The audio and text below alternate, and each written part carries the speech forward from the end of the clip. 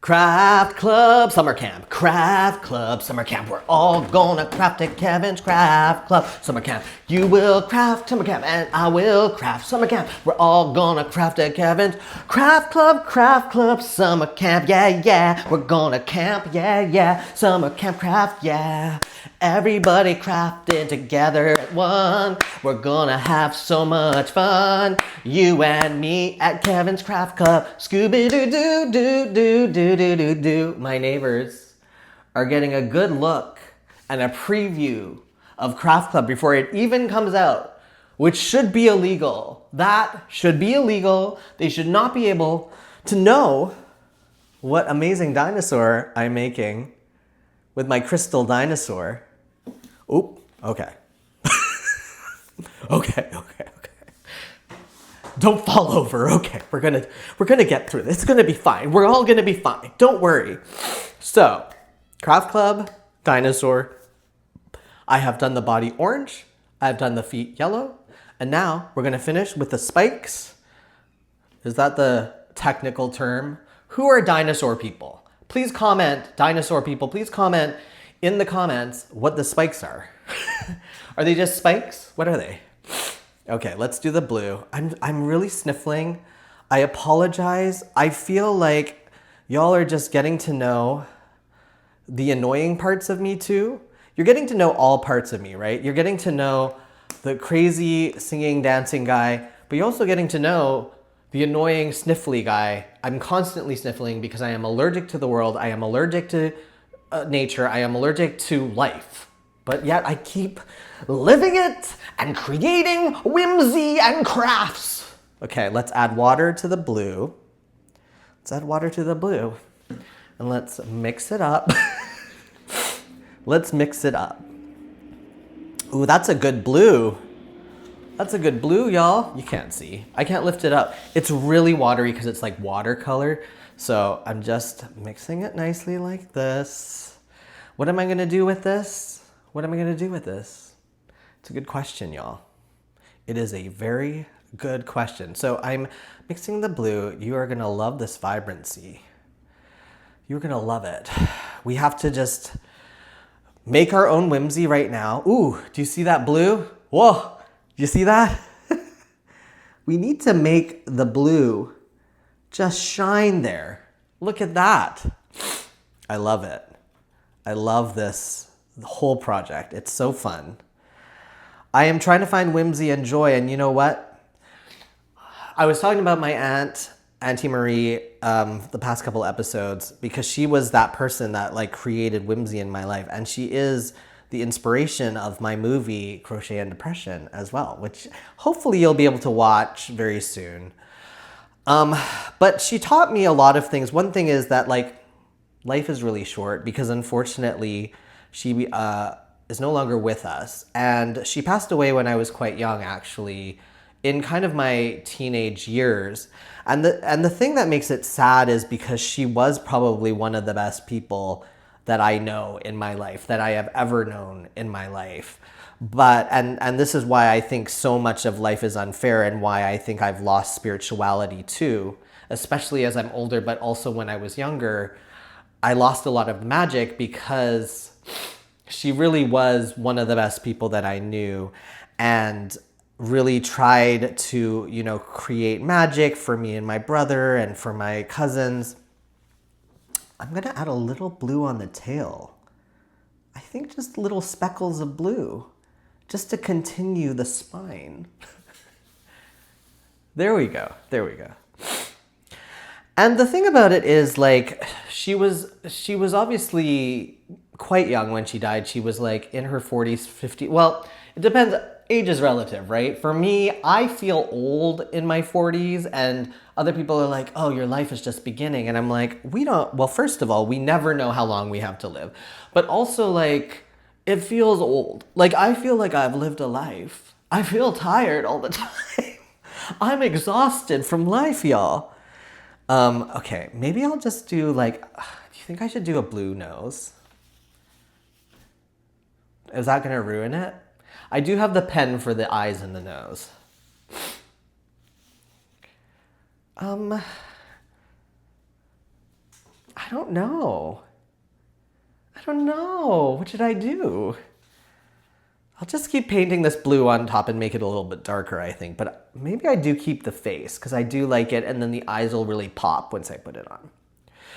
But my Auntie Marie lived like a very,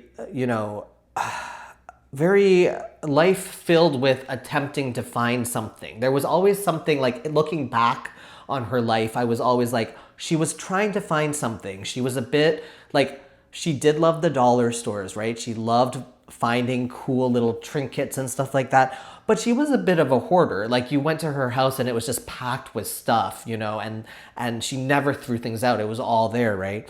And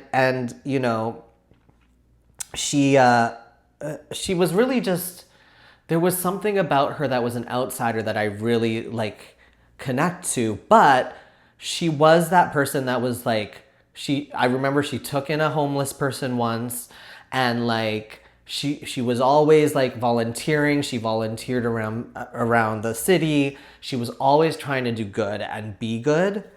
And she's one of those people where it's like, if the world was fair, she would have lived a long and happy life, and a much different life than she lived. But first of all, there are questions in our family because she was the oldest sister, and she came to Canada from China with my grandmother, without my grandfather, who was living here. And so there are questions about if her father was our grandfather, if that makes sense. She also, with my grandmother, escaped the Chinese Revolution, Cultural Revolution. And if you don't know what that was, it was when communism really took over in China, and a lot of like middle class to higher class, or just in general, artists were wiped out. A lot of people were murdered, and a lot of people were like, disappeared. And she was a part of that. She lived through that, and then she came to Canada to live this life. And then she got here, and, she worked for the government. She worked hard. She was, she lived the life that she was supposed to live and that she was given, considering countries like Canada, as kind as they are also sometimes racist. Sometimes there's a lot of, cultural things within the country where a woman of color would not have, necessarily thrived, but she made the best of it. And then for my brother and I, she really took care of us all the time. And I, like I said, I have a lot of feelings, and this is why I try not to like put anything on my nephew or niece, because like I was very much this way where I was very unkind to her. And I remember I was really unkind to her once because she was late picking me up from dance class. Of all things to be mad at. Like, who cares, right? In retrospect. But back then, I had all these feelings. I didn't know what to say. I didn't know how to deal with it. And I remember saying just the most horrid things and just wishing her ill will. And I was young to even be that mean. And then within a week, she had like an episode, and she was diagnosed with multiple sclerosis. I'm gonna put the eyes on as I talk seriously for a moment. Okay, well, this ink does not work at all on this. I have to dot it like that. Okay, I'm just gonna dot it a little bit. So she was diagnosed with multiple sclerosis, and I met her in the hospital, and I remember like going up to her and being like, I'm so sorry about our fight that we just had. I said such mean things, and she forgave me, but it's something I've never really forgiven myself for, because like I said such horrible things, and you take advantage of people because you always assume that they will love you, and you always assume that they'll be around. And I had not dealt with death before that, right? So she had this illness, and multiple sclerosis, I guess, is more rapid in Asian bodies, or at least that's how it was explained back then. I don't know if the research is different now, but back then, because she was okay, she was aware, etc. She had her episode in the hospital. She went home for like maybe a week or two, and then she had another episode that left her absolutely like done. Like she had brain damage. She went into the hospital. She was a rather robust woman too. I'd always remembered her as that. And she, with her multiple sclerosis, lost all, bodily functions. She was in a hospital and she wilted away for a year in a hospital, like passed away. And there was nothing anyone could do. She was kind of aware. Like I remember seeing her in the hospital, like visiting her, and she was very, like she remembered me, but she could not speak. And a year later she passed away. And I just think like the kindest person and one of the most special people in my life,